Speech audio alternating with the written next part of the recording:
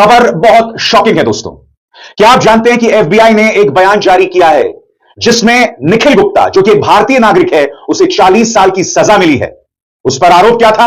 यह आरोप जो सिद्ध हुआ, गुरपतवंत सिंह पन्नू, जो कि एक अमेरिकी नागरिक है, जो भारत विरोधी है, एक खालिस्तानी है, उसकी हत्या की साजिश रचना। और अदालत में प्रमाणित हो गया है कि निखिल गुप्ता ने यह सुपारी या ये, और इसी के चलते निखिल गुप्ता पकड़ा गया। कल्पना से विचित्र दोस्तों। और सबसे बड़ी बात, एक भारतीय नागरिक को अब 40 साल की सजा मिल रही है गुरपतवंत सिंह पन्नू की हत्या की साजिश में। कौन था वो भारतीय अधिकारी? यह सवाल पूछा जाना चाहिए ना। और आप जानते हैं दोस्तों, इस तरह के ऑपरेशंस बगैर राष्ट्रीय सुरक्षा सलाहकार अजीत डोभाल की इजाजत के नहीं हो सकते। वो अजीत डोभाल जिन पर फिल्म धुरंधर बनाई जाती है। आज मैं आदित्य धर से सवाल पूछना चाहता हूं, जिन्होंने धुरंधर बनाई थी अजीत डोभाल की तारीफ में। अब क्या इस पर भी वो फिल्म बनाएंगे, धुरंधर पार्ट 3? क्योंकि पार्ट 2 तो मार्च में आ रही है। तो क्या इस पर भी धुरंधर बनाया जाएगा कि किस तरह से भारत की बेइज्जती अमेरिकी जमीन में हुई है, और इसका जवाबदेह कौन है? निखिल गुप्ता ने अदालत में कहा कि मुझे एक भारतीय अधिकारी ने यह मिशन सौंपा, अजीत डोभाल जिन पर फिल्म धुरंधर बनाई जाती है। आज मैं आदित्य धर से सवाल पूछना चाहता हूं, जिन्होंने धुरंधर बनाई थी अजीत डोभाल की तारीफ में। अब क्या इस पर भी वो फिल्म बनाएंगे, धुरंधर पार्ट 3? क्योंकि पार्ट 2 तो मार्च में आ रही है। तो क्या इस पर भी धुरंधर बनाया जाएगा कि किस तरह से भारत की बेइज्जती अमेरिकी जमीन में हुई है, और इसका जवाबदेह कौन है? निखिल गुप्ता ने अदालत में कहा कि मुझे एक भारतीय अधिकारी ने यह मिशन सौंपा था। निखिल गुप्ता अमेरिका जाते हैं और सुपारी के लिए जिस किलर को हायर करते हैं या जिसे सुपारी देते हैं, वो एक अमेरिकी एजेंट निकलता है। यानी कि इस ऑपरेशन में शुरू से ही अमेरिका घुसा हुआ था। इससे बड़ी इंटेलिजेंस फेलियर क्या हो सकती है? मैं कह रहा हूं ना दोस्तों, इस देश में कोई जवाबदेही नहीं है। पहलगाम में आतंकवादी हमला हो जाता है, कोई जवाबदेही नहीं है। फरीदाबाद में हजारों किलोग्राम अमोनियम नाइट्रेट पहुंच जाता है, कोई जवाबदेही नहीं है। लाल किले के सामने धमाका होता है, 1 दर्जन लोग मारे जाते हैं, कोई जवाबदेही नहीं है। मगर हां, फिल्म बनाएंगे, अजीत डोभाल पर उड़ी अ सर्जिकल स्ट्राइक बनाएंगे, और उसके बाद धुरंधर बनाएंगे। इत्तेफाकन आदित्य धर ने जो धुरंधर बनाई थी, मिशन धुरंधर क्यों शुरू किया गया? क्योंकि 2 बड़े इंटेलिजेंस फेलियर्स हुए थे, 2 बड़े आतंकवादी हमले हुए थे। IC-814 का अपचालन, विमान का अपचालन, दूसरा भारतीय संसद पर हमला। और दोनों ही वक्त आईबी डायरेक्टर कौन थे? अजीत डोभाल।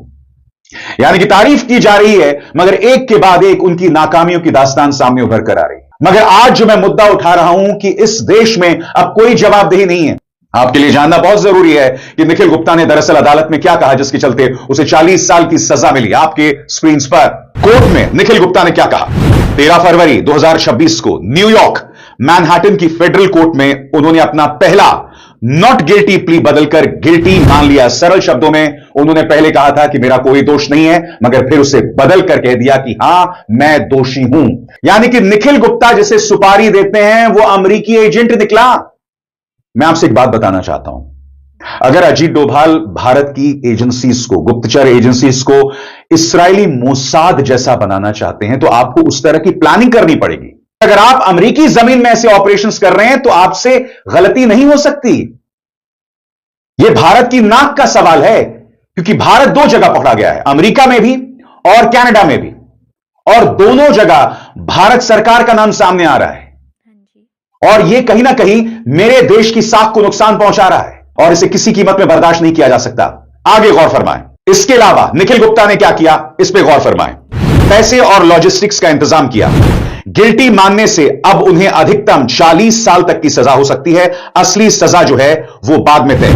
पूरा मामला भारत से कैसे जुड़ रहा है, और अमेरिका इसे भारत से कैसे जोड़ रहा है, गौर फरमाएं। अमेरिकी जस्टिस डिपार्टमेंट का आरोप है कि गुप्ता भारत सरकार से जुड़े एक अधिकारी के निर्देश पर काम कर रहे थे। कहा गया है कि यह सिर्फ एक व्यक्ति को नहीं, बल्कि विदेश में कई सिख अलगाववादियों को निशाना बनाने की बड़ी रणनीति का हिस्सा थी। भारत सरकार ने क्या कहा है इसमें? भारत सरकार ने कहा है कि वो आधिकारिक नीति नहीं थी, आंतरिक जांच चल रही है, और अगर कोई व्यक्ति सीमा से बाहर गया होगा तो कार्रवाई होगी। मामला इतना बड़ा क्यों है, इस पर भी गौर फरमाया जाए। अमेरिका की जमीन पर कथित हत्या की साजिश, वो भी एक दोस्ताना देश से जुड़े व्यक्ति के खिलाफ, बड़ा राजनयिक मुद्दा बन गया है। इससे भारत अमेरिका और भारत कनाडा संबंधों में तनाव आ गया है। गुप्ता का गिल्टी प्ली यानी खुद को अपराधी मानना अमेरिकी पक्ष के लिए बड़ी कानूनी जीत बताई जा रही है। मगर एक बार फिर मैं सवाल पूछना चाहता हूं कि क्या भारत में किसी की जवाबदेही तय होगी? या एक बार फिर बच जाएंगे? भारत में आतंकवादी हमले होते रहें। विदेशों में, मित्र देशों में जाकर हम गुप्तचरी के ऑपरेशंस करते हैं, वहां पर नाकामी हुई, एक नहीं दो जगहों पर। मैं मानता हूं हरदीप सिंह निज्जर को मौत की घाट उतार दिया गया, मगर उसके लिंक भारत से जुड़ गए ना। और अमेरिका में तो निखिल गुप्ता ने एक ऐसे व्यक्ति को सुपारी दी जो अमेरिकी डीईए का मुखबिर था, यानी कि उन्हीं का जासूस था। इससे ज्यादा शर्मिंदगी क्या हो सकती है? क्या आदित्य धर धुरंधर पार्ट 3 भी बनाएंगे इस मुद्दे पर? अमेरिका के अंदर निखिल गुप्ता और पन्नू का केस आपको याद होगा। गुरु पतवंत सिंह पन्नू, जिसको मारने की साजिश की गई थी हरदीप सिंह निज्जर को कनाडा में मारने के बाद, और उसके अंदर एक भारतीय व्यक्ति निखिल गुप्ता पकड़ा गया था। फेडरल ब्यूरो ऑफ इन्वेस्टिगेशन ने सारी पूरी की पूरी इन्वेस्टिगेशन किया था और निखिल गुप्ता को चेक गणराज्य से, चेक रिपब्लिक से पकड़कर उनको एक्स्ट्राडाइट किया गया था। कहानी पुरानी है कि गुरुपतवंत सिंह पन्नू को अमेरिका में मारने की कोशिश की गई। अल्टीमेटली निखिल गुप्ता को जिसने हायर किया था वो रॉ का एजेंट या रॉ का ऑफिसर विकास यादव था। ये बात एस्टेब्लिश हो चुकी है, कुछ कहने की इसमें दूसरी बात जरूरत नहीं है। लेकिन इसमें से कहानी जो निकल के आती है कि जब निखिल गुप्ता को अमेरिका की अदालत में पेश किया गया, तो अमेरिका की अदालत में पेश करने के बाद वहां पर निखिल गुप्ता के अंदर इतनी हिम्मत पैदा नहीं हुई कि वो वहां पर झूठ बोल सके। उसने वहां पर अपना गुनाह कबूल कर लिया कि हां, मैंने पन्नू को मरवाने की कोशिश की। उसने गुनाह कबूल किया कि मैंने ना केवल मरवाने की कोशिश की बल्कि मुझे उसके लिए $1,00,000 दिए गए थे। उस $1,00,000 में से $15,000 की मुझे पहली किश्त मिल चुकी थी, जो मुझे विकास यादव ने रॉ का ऑफिसर होने के नाते मुझ तक भिजवाई थी। ये कहानी सबको पता है।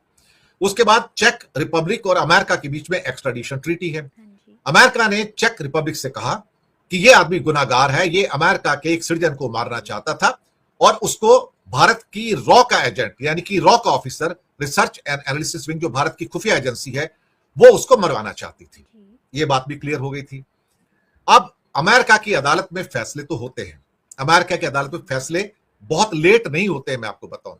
वहां पर 20, 30, 40 साल नहीं लगते और अल्टीमेटली 1 साल के अंदर अंदर उसका फैसला आ गया। निखिल गुप्ता ने अपना गुनाह कबूल कर लिया। निखिल गुप्ता ने अपना गुनाह कबूल किया कि उसको रॉ के ऑफिसर ने पैसे दिए थे जिसका नाम विकास यादव था। $1,00,000 का सौदा हुआ था। उस सौदे के अंतर्गत गुरुपतवंत सिंह पन्नू को अमेरिका में मर्डर करना था और फिर निखिल गुप्ता ने अमेरिका के अंदर एक व्यक्ति को ढूंढा जो गुरुपतवंत सिंह पन्नू की हत्या कर सकता था। इंसिडेंटली वो आदमी जिसको हायर किया गया था पन्नू की हत्या के लिए, वो FBI का कवर एजेंट निकल आया। अब ये यहां से कहानी खुलनी शुरू हुई कि भाई साहब, रॉ कैसे पन्नू को मरवाने की कोशिश कर रहा था। ये कहानी लंबी होते होते इंडिया की रॉ पिक्चर में आ गई और रॉ इसलिए पिक्चर में आई कि रॉ के साथ में जुड़े हुए आपके उनके सामंत गोयल उनके चीफ थे और साथ में रॉ किसके अंडर में था? रॉ प्रधानमंत्री के ऑफिस में अंडर था। प्रधानमंत्री के ऑफिस भी इस पूरे के पूरी निगरानी में आ गया और वहां पर जो हमारे सिक्योरिटी एडवाइजर हैं अजीत डोवाल, वो भी पिक्चर में आए, क्योंकि पूरा का पूरा जो रॉ है, जो हमारी खुफिया एजेंसी है, वो प्रधानमंत्री के ऑफिस के अंडर काम करती है, वो किसी मिनिस्ट्री में नहीं आती है। ये बात प्रूव हो गई कि रॉ ने उसको पैसे दिए। रॉ का एजेंट कहा जाए, रॉ का ऑफिसर कहा जाए, ऑफिसर था, एजेंट कहना बेकार होगा। रॉ के ऑफिसर ने पैसे दिए $1,00,000। $1,00,000 कहां से आए? क्या रॉ के ऑफिसर को इतनी तनख्वाह मिलती है कि उसको 90 लाख रुपए दे दिए जाए किसी को मरवाने के लिए? नहीं। वहां पर उनके एक सीक्रेट सर्विस फंड होते हैं, उन फंड्स के द्वारा वो पैसा दिया जाता है जिसको डिस्क्लोज नहीं किया जाता कि किसके साथ क्या करवाना है, क्या जासूसी करवानी है, क्या किसी को मरवाना है, क्या कर रहा है, जो भी है। लेकिन ये सब होता आ रहा था। इल्जाम तो हमारे ऊपर ये भी आ रहे थे कि हम पाकिस्तान के अंदर या पाकिस्तान के जो आतंकवादी हैं उनको भी हम मरवा रहे हैं, लेकिन वहां पर भारत सरकार कहती रही कि हमारा इससे क्या लेना देना। लेकिन अमेरिका में पकड़े गए, अमेरिका में रॉ का ऑफिसर पकड़ा गया, यानी कि ये सब काम करवाते हुए। निखिल गुप्ता जब पकड़ा गया तो निखिल गुप्ता से ये उम्मीद की जा रही थी कि अपने सारे राज उगल देगा और उसने सारे राज उगल दिए, अपना गुनाह कबूल कर लिया। अब उसको 3 अलग अलग केसेस के अंदर 40 साल तक की सजा होगी। जी हाँ, अब जो सजा आएगी वो 29 मई 2026 को आएगी, 29 मई 2026 को आएगी। और यहां पर 3 उन्होंने जो गुनाह है वो मैं आपको बता देता हूं कौन कौन से हैं। पहला है मर्डर फॉर हायर, इसमें 10 साल की सजा मिलेगी मैक्सिमम। मर्डर फॉर हायर की साजिश, conspiracy to commit murder for hire, इसमें भी 10 साल है, और मनी लॉन्ड्रिंग के अंदर जो सबसे ज्यादा है 20 साल की सजा है। ये सब साथ साथ चलेंगी, यानी कि 40 साल टोटल हो जाएगी, इनकी ये सजा हो जाएगी। निखिल गुप्ता एक इंडियन सिटीजन है, 54 ईयर ओल्ड है, और शायद ये पुराना गुनहगार हो सकता है, या हो सकता है इसने पहले भी रॉ के लिए काम किए हों, क्योंकि रॉ ने अगर इसको लिया है तो हो सकता है रॉ के लिए इसने पहले भी कुछ काम किए हों। जब अमेरिका के जस्टिस डिपार्टमेंट की ओर से पहले इस रॉ के ऑफिसर को CC1 का नाम दिया था, लेकिन बाद में कोर्ट में जाके इस नाम को जाहिर कर दिया गया कि ये CC1 जो है ये बेसिकली और कोई नहीं, विकास यादव है, ये रॉ का ऑफिसर है। बाद में जब इंडिया गवर्नमेंट से पूछा गया तो इंडिया गवर्नमेंट कहती है हम भी इंक्वायरी करेंगे, आपको बताएंगे, लेकिन इंडिया ने लंबे टाइम तक इंक्वायरी टालते रहे। इंडिया को पता था कि ये विकास यादव रॉ का ऑफिसर है, उन्हें पता था कि इसको कहीं ना कहीं किसी ने ऑर्डर दिया है कि जाओ पन्नू की हत्या करो। उनको पता था कि इसको $1 लाख का अरेंज किया गया पूरा का पूरा। अब सवाल ये पैदा होता कि जब यूएस इंडाइटमेंट आता है तो पता लग गया कि अक्टूबर 2026 के अंदर ये सीनियर फील्ड ऑफिसर था। जी हाँ, इंडिया के रॉ के अंदर, खुफिया एजेंसी के अंदर सीनियर फील्ड ऑफिसर था, इसका नाम विकास यादव था। अब यहां से वॉशिंगटन पोस्ट की भी रिपोर्ट आती है और वो कहती है कि इसके अंदर national security adviser Ajit Doval भी इन्वॉल्व थे, और सामंत गोयल जो रॉ के चीफ थे वो भी इन्वॉल्व थे, और उनका कहना था कि शायद इन दोनों ने ही ये पन्नू को मरवाने का प्लान जो है सैंक्शन किया। ये वॉशिंगटन पोस्ट का कहना है, मैं आपको बताऊं, ये मेरा नहीं है, वॉशिंगटन पोस्ट का कहना है। और वॉशिंगटन पोस्ट का ये भी कहना था, Washington Post reported that US intelligence assessed the operation had official sanction from senior figure with ties to the prime minister's inner circle. अब इनर सर्कल में तो यही लोग आते हैं, रॉ आता है, या फिर आपका सिक्योरिटी एडवाइजर होते हैं, या कुछ और लोग होते हैं। लेकिन भारत सरकार का रिस्पॉन्स यह था कि हमारी ये गवर्नमेंट की पॉलिसी नहीं है, और फिर बाद में विकास यादव को नौकरी से निकाल दिया जाता है। लेकिन ये घटना होने के बाद तब तक ये पूरा का पूरा काम हो चुका था, तो उसको नौकरी से निकाल दिया जाता है। अब उसको नौकरी से तो निकाल दिया आपने, तो ठीक हो गया, चलो मैंने मान लिया, पर अल्टीमेटली जो हत्या होनी थी वो नहीं हो पाई और केस जाहिर हो गया। और उसमें एक जगह तो ऐसा भी लिखा आया कि जहां पर प्रधानमंत्री जब अमेरिका की यात्रा पे थे तो तब उनसे कहा कि अभी पन्नू को मत मारना, मोदी जी अभी जून 2023 में अमेरिका की यात्रा में, जब तक वो अमेरिका में हैं पन्नू की हत्या ना की जाए। ये भी उन दस्तावेजों के अंदर है जहां गुप्ता ने कहा था, खास तौर से जिसको मारना था, जो एजेंट था, जो FBI का एजेंट निकला, उसको कहा था निखिल गुप्ता ने उसको आदेश दिया कि प्रधानमंत्री जून में अमेरिका में रहेंगे, और उस यात्रा के दौरान जब उनकी यात्रा रहेगी उस टाइम में पन्नू को मत मारना, वो चले जाए अमेरिका छोड़ के तो पन्नू को मारना। और फिर वहां पर निज्जर की हत्याकांड का भी संदर्भ निकल के आता है। और फिर एक संदेश में कहा गया था कि अब वेट करने की जरूरत नहीं है, अब हमारे पास बहुत सारे टारगेट्स हैं, एक एक करके उसको पूरा करेंगे, जाइए एक्ट कीजिए। अब यहां पर ये जो सारे मसले निकल के आए हैं ये बहुत खतरनाक है। जो सीधी उंगली जो उठी है, वहां पर वॉशिंगटन पोस्ट की उंगलियां जो उठ रही हैं वो भारत के NSA के ऊपर उठ रही हैं, डोवाल के ऊपर उठ रही हैं, रॉ के ऊपर उठ रही हैं। रॉ वैसे भी बदनाम है, इसमें कोई शक वाली बात नहीं है, लेकिन $1 लाख विकास यादव के पास तो आ नहीं सकते। विकास यादव कोई ट्रस्टेड आदमी होगा, विश्वसनीय आदमी होगा, इसमें कोई शक वाली बात नहीं। विकास यादव ने पहले भी कई, हो सकता है, टास्क को, टारगेट को अंजाम दिया हो। विकास यादव के ऊपर फिर से भरोसा किया गया रॉ के द्वारा, और भरोसा करने के बाद क्या कहते हैं कि फिर उसने निखिल गुप्ता को हायर किया $1 लाख के अंदर। फिर उसने आगे कवर एजेंट को, बदकिस्मती से कवर एजेंट निकल आया, उसको हायर किया। तो ये जो सारी चीजें हो रही हैं ये अपने आप में अब सबको जाहिर है। लेकिन वॉशिंगटन पोस्ट की सीधी उंगली जो उठी वो प्रधानमंत्री के ऑफिस पे उठी और अजीत डोवाल पे उठी। इसमें एक चीज तय हो गई कि Vikas Yadav is a party to the murder. रॉ का officer Vikas Yadav party to the murder है, और अब अमेरिका जजमेंट जब आएगा मई के अंदर, उसमें कहा जाएगा कि इसको एक्स्ट्राडाइट करो, प्रत्यार्पण करो, यानी कि विकास यादव को अमेरिका भेजो। अब यहां सवाल उठता है कि क्या मोदी विकास यादव को अमेरिका भेजेंगे?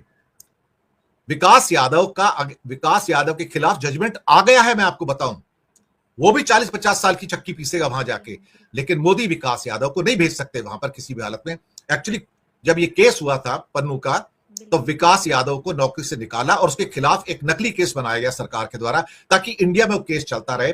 और अमेरिका के कहने के अनुसार हम यहां से विकास यादव को ना भेजें 10-20 साल तक, जब तक इंडिया में केस चलता है कि इंडिया में अपराधी है, जब तक यहां उसका जजमेंट नहीं आएगा तब तक हम उसको अमेरिका नहीं भेज सकते।